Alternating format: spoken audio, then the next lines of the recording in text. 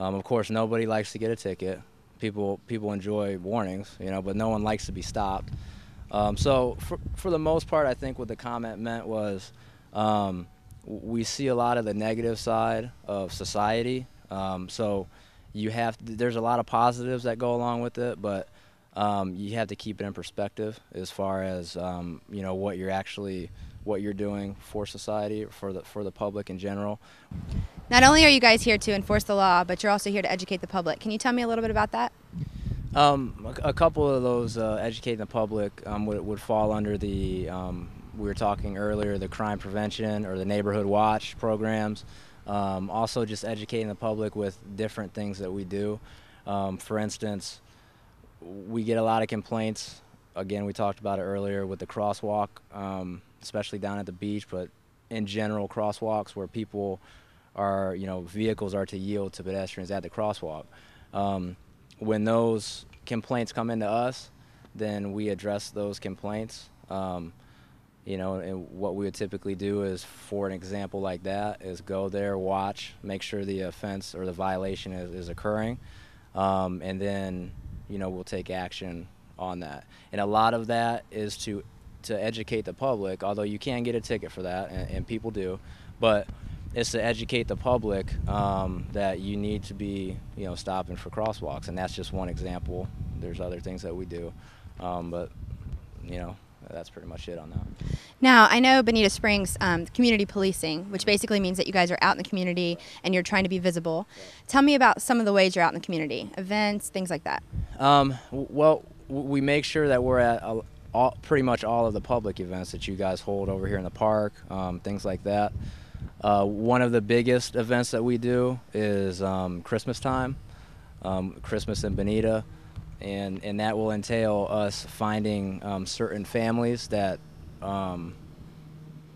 would benefit from us coming alongside of them and helping them out in the way of presents and other things like that, and making sure that those families have a good Christmas also. So that's one of the ways that we're out, in the community.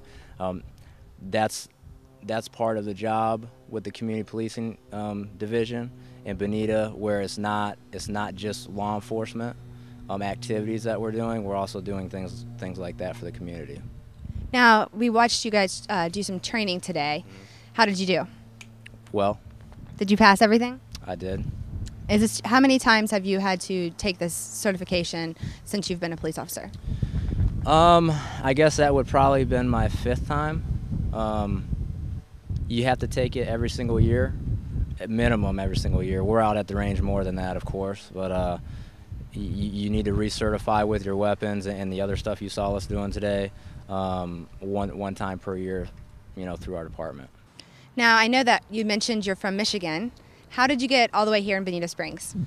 Actually, when I was finishing up college in Michigan, we took a vacation down here to Lee County, not necessarily to Bonita, but to Lee County, and I enjoyed it. Of course, I'm somebody from Michigan, so the weather's perfect. What's there not to like about Lee County, Florida?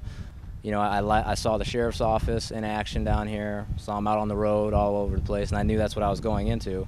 So I started looking into the sheriff's office, did research, did my homework on what the sheriff's office is about, and decided that that's a department that I would enjoy to work for. So I put in the application, and the rest is history, I guess, after that.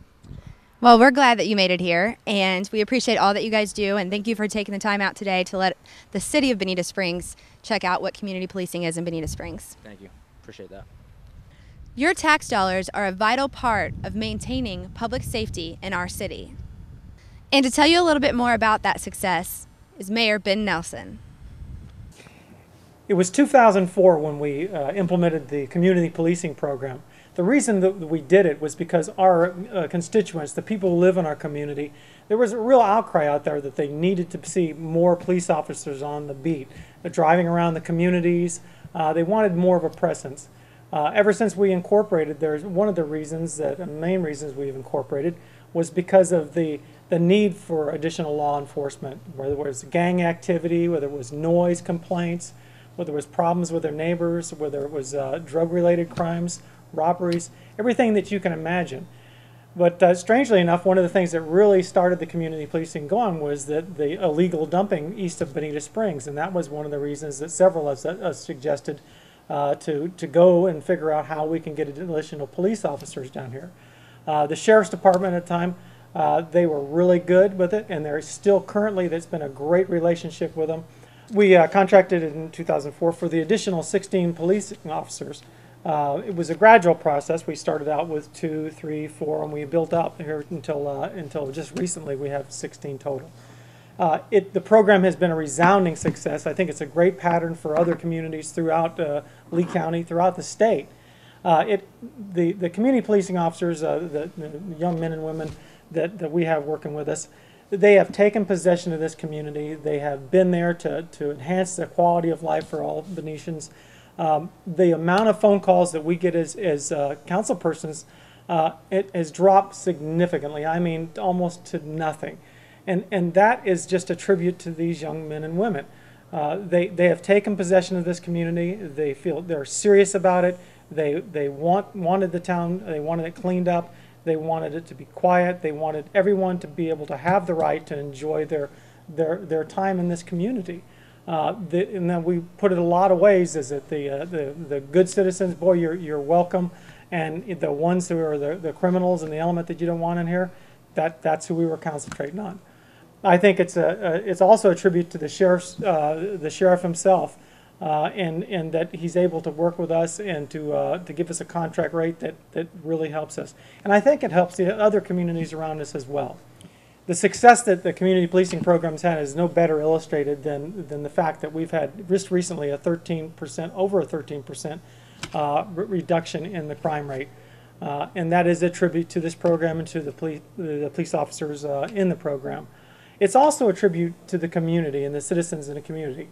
Without you, without your phone calls, without your eyes, without your ears, without your calls to us, without your emails, we won't know everything that's happening in there. Before these officers can do their job, they need a call from you. They need to be able to know what's going on. They can patrol, but they also need your cooperation and your help in seeing everything that's going on, hearing everything that's going on. It also takes the commitment of your tax dollars. And I think it's money well spent. It's an investment, and it's an investment in the quality of life of your community. These things don't happen for free, and they certainly don't happen without an effort, and they certainly don't happen without the bravery and the dedication of the people that are standing behind me here. It's human nature that when we start feeling better to stop taking our medicine. But in this particular case, because crime is down, we can't stop being vigilant. We can't reduce the amount of officers that we have. We have to keep up the pressure, and that's where we need your cooperation. That's where we need your help. This program will continue to be a good, viable program, and these young men and women are going to continue to do their jobs bravely and protect your best interest. For your community to be successful, for your quality of life to be one that everybody can be proud of, for us to be the best city in the state of Florida, and to remain one of the safest cities in the state of Florida, you're going to need to keep standing behind these people just like they're standing behind me.